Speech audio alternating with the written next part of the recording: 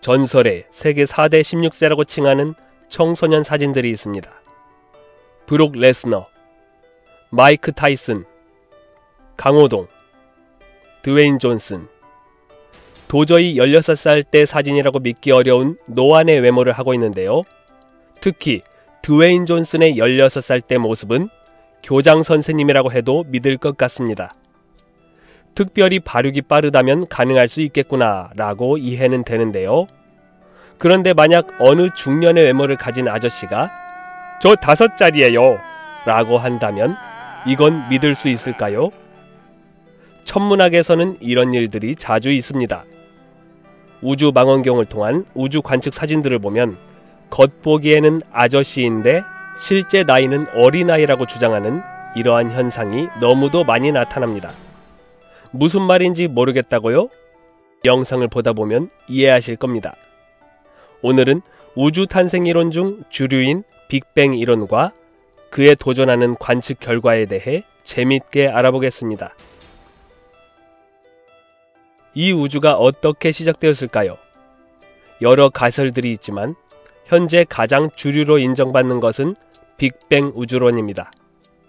약 138억 년 전 우주의 역사가 시작하는 시점에 모든 에너지가 한 점에 모여 있었고 이것이 엄청난 대폭발을 일으켜 빠르게 팽창하여 현재 우주 모습을 갖추게 되었다는 이론이죠.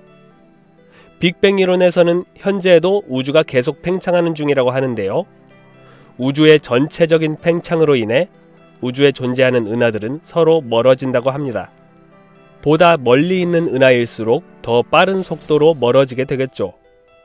이런 우주 팽창에 대한 증거 중 하나로 적색 편의라는 현상이 있습니다. 적색 편의란 어떤 물체가 내는 빛의 파장이 늘어나 보이는 현상입니다. 빛은 파장의 형태를 가지고 있는데요.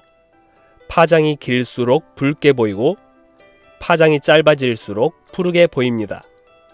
관측자로부터 빠른 속도로 멀어지고 있는 별이나 은하의 스펙트럼 선은 파장이 길어져 붉은색 쪽으로 치우치는 적색 편의 현상을 보입니다. 반대로 관측자에게 빠르게 접근하는 은하는 파장이 짧아져 푸른색 쪽으로 치우치는 청색 편의 현상을 보이죠. 이런 경험이 있을 겁니다. 사이렌을 울리며 달리는 소방차가 다가올 때는 사이렌의 음이 높게 들리지만 지나쳐서 멀어져 갈 때는 음이 낮게 들립니다. 이와 마찬가지로 빛을 발산하는 천체가 관측자로부터 빠르게 멀어지면 빛의 파장이 길어져 적색 방향으로 편의되는 현상이 있는 겁니다. 빅뱅 이론에서는 우주 팽창에 의해 천체들이 멀어진다고 보기 때문에 멀리 있는 천체일수록 더 빠른 속도로 멀어지고 이에 따라 멀리 있는 천체일수록 빛의 파장이 더 길어져서 적색 편의값도 더 크게 나타납니다. 즉, 적색 편의값을 측정하면 그 천체가 얼마나 멀리 떨어져 있는지 거리를 가늠할 수 있는 것이죠. 그렇다면 아주 멀리 있는 천체들의 모습까지 확인하려면 굉장히 성능이 좋은 천체 망원경이 필요할 텐데요. 현재 기술로 약 135억 광년 떨어져 있는 천체까지 관측해서 초기 우주의 비밀까지 파헤치고 있습니다. 그 천체에서 우리 눈까지 빛이 도달하는데 135억 년이 소요되는 거니까 우리가 보는 천체의 모습은 135억 년 전의 모습이라고 생각할 수 있겠죠. 빅뱅 이론에 의하면 현재 우주의 나이가 138억 년 정도 되니까 135억 광년 떨어져 있는 천체는 우주가 시작된 지 약 3억 년 지난 후의 모습을 관측하는 셈입니다. 이렇게 멀리 있는 천체를 제대로 관측하기 위해 지금으로부터 약 2년 전에 제임스 웹 우주 망원경이 도입되었는데요. 이 망원경은 전자기 스펙트럼 선에서 적외선 부분을 자세히 보기 위해 만들어졌습니다. 아주 먼 은하에서 오는 빛은 스펙트럼에서 적외선 부분으로 적색 편이 되기 때문에 적외선을 보는 제임스 웹 우주 망원경은 아주 멀리 있는 은하를 볼 때 더 자세한 정보를 얻을 수 있겠죠. 이것은 같은 은하를 촬영한 사진입니다. 허블 우주 망원경보다 제임스 웹 우주 망원경으로 촬영한 것이 훨씬 더 자세하게 보이는 걸 알 수 있습니다. 그런데 관측 기술이 발달할수록 빅뱅 이론의 문제점이 나타나기 시작합니다. 빅뱅 이론에 의하면 가장 멀리 있는 은하들에서 출발한 빛이 우리 지구까지 도달하는데 130억 년 이상 소요된다고 추측합니다. 따라서 이 먼 은하들은 현재의 모습이 아니라 130억 년 전의 모습이어야만 하죠. 은하의 형성과 진화를 연구하는 학자들의 말에 의하면 우주가 시작된 지 얼마 안 된 이 시기에는 은하들이 무질서한 형태를 보이고 있어야 합니다. 그러나 이러한 추측과 달리 극도로 멀리 있는 130억 광년 이상 떨어진 은하들도 아주 균형 잡힌 형태를 가지고 있음이 계속 발견되고 있습니다. 심지어 빅뱅 후 2억 5천만 년 정도밖에 안 된 우주 탄생 초기에도 아주 밝고 거대한 은하들이 제 모습을 갖춘 상태로 형성되어 있는 것이 발견되고 있습니다. 실제로는 5살 꼬마인데 외모는 50살 나이 먹은 아저씨로 보이는 겁니다. 2년 전 도입된 제임스 웹 우주 망원경의 관측 결과뿐만 아니라 사실은 1990년대부터 가동한 허블 우주 망원경의 관측에서도 이런 현상은 계속 있었습니다. 일찍이 1930년대에 미국의 과학자 리처드 체이스 톨먼은 이런 계산을 했습니다. 우주가 팽창하고 있고 적색 편입값이 높은 멀리 있는 은하일수록 더 빠른 속도로 후퇴하고 있다면 후퇴하는 은하의 표면 밝기가 어둡게 보여야 한다는 것이었습니다. 그런데 1990년대부터 허블 우주 망원경으로 관측을 시작했을 때 문제가 생겼습니다.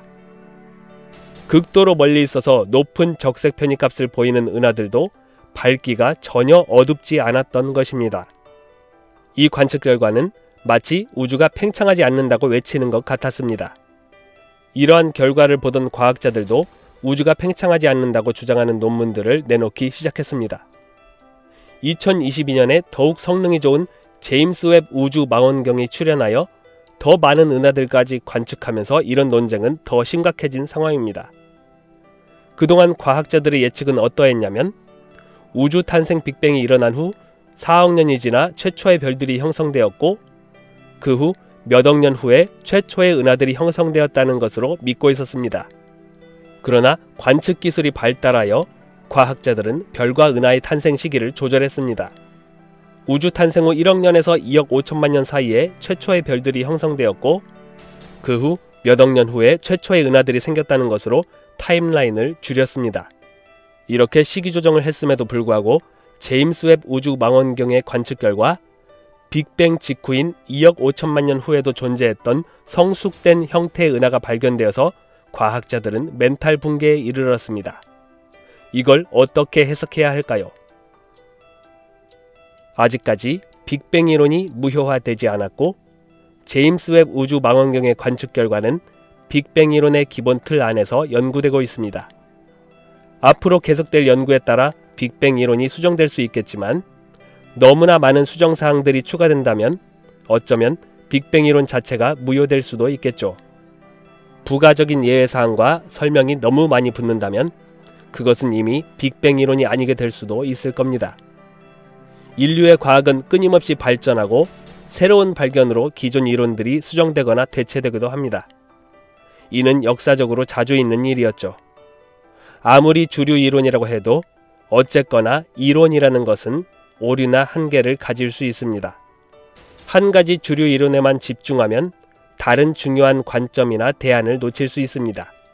과학적 발전은 새로운 발견에 대해 개방적인 태도를 가질 때 더 힘이 있는 법입니다. 빅뱅 이론에 대한 여러 과학자들의 비판적 견해는 주류 이론에 도전함으로써 새로운 발전을 할 수 있는 기회가 될지도 모르는 일입니다.